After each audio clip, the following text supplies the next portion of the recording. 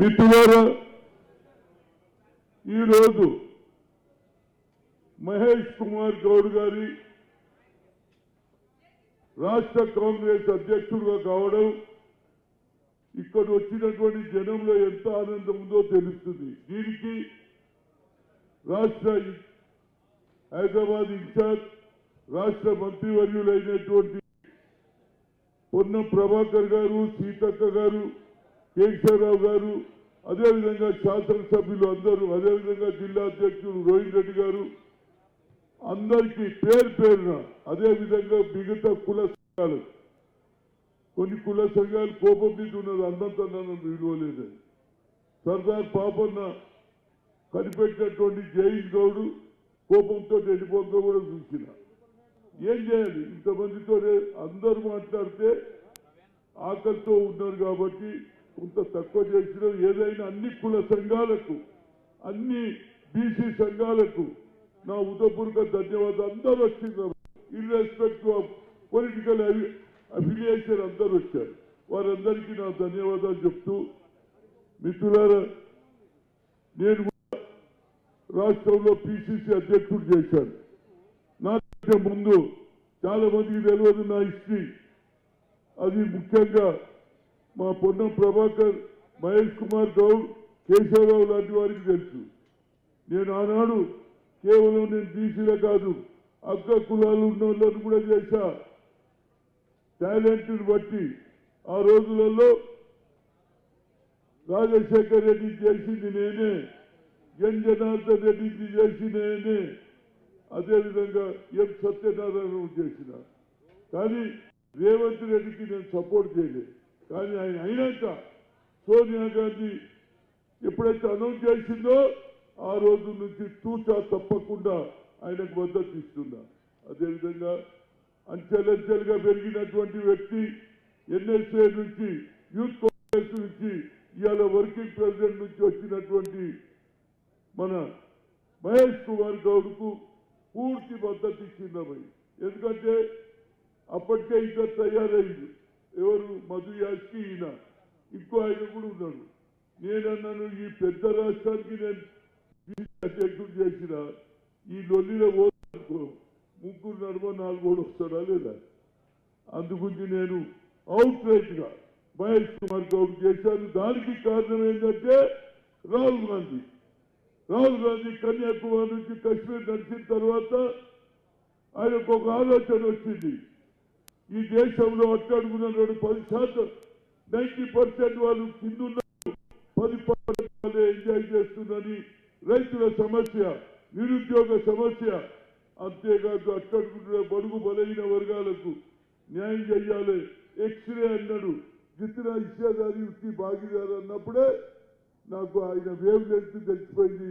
తప్పనిసరిగా తెలంగాణలో ఒక బీజేపీ పెట్టారని తప్పనిసరిగా సపోర్ట్ చేశారు. దానికి రేవంత్ రెడ్డి కూడా సపోర్ట్ చేశారు. మిత్రులారా, ఇది సదవకాశం. ఇవాళ ఒక కార్యకర్త అంటే మీరు కూడా పని చేయమని చెప్తున్నా. ఇప్పుడే మా పొన్నం కలెక్టర్ చెప్పిండు, లీడర్ నెంబర్ తిరిగితే ఏం దొరకదు, ఆయన పని చేస్తే దొరుకుతుంది.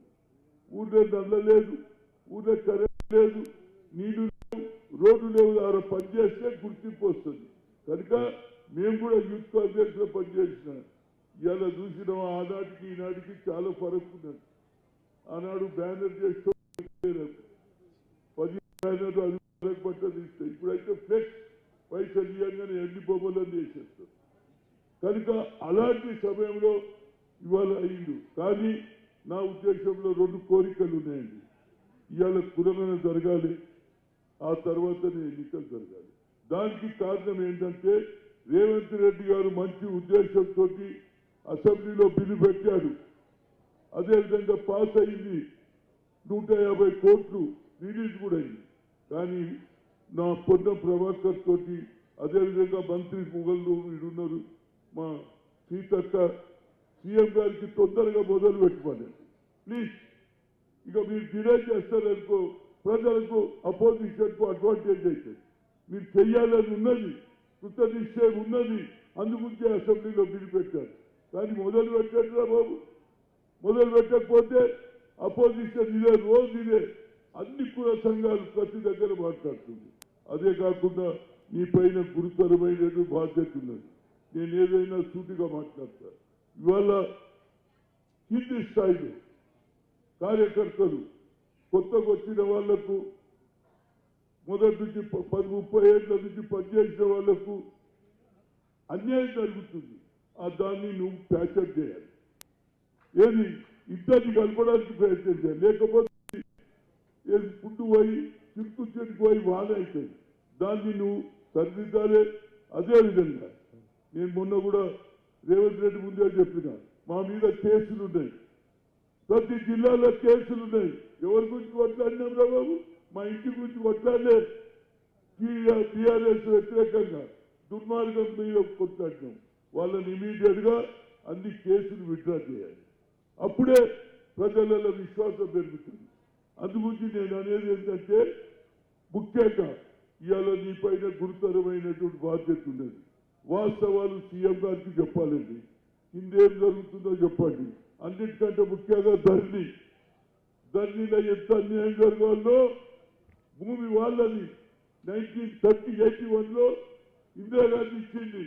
ఆ భూమి కూడా ఇవాళ మళ్ళా దొరల చేతిపోయింది. అసైన్ లైన్లు అమ్మేస్తున్నారు. దున్నేవాడికే భూమి అని కమిషన్ పడితే అది కూడా మళ్ళా దొరల చేతిపోతుంది. నేను ముఖ్యమంత్రి గారికి ఇచ్చిన, శ్రీనివాస్ రెడ్డికి ఇచ్చిన, అన్నిటికంటే నాకు సంతోషం ఏంటంటే సార్, మహేష్ కుమార్ గారు ముఖ్యమంత్రి ముందు ప్రధానమంత్రి 2 రోజులు రమ్మన్నారు. Thank you. Really I feel very happy. అది దమ్ము. మీరు రాకపోతే ఎట్లా రావాలి?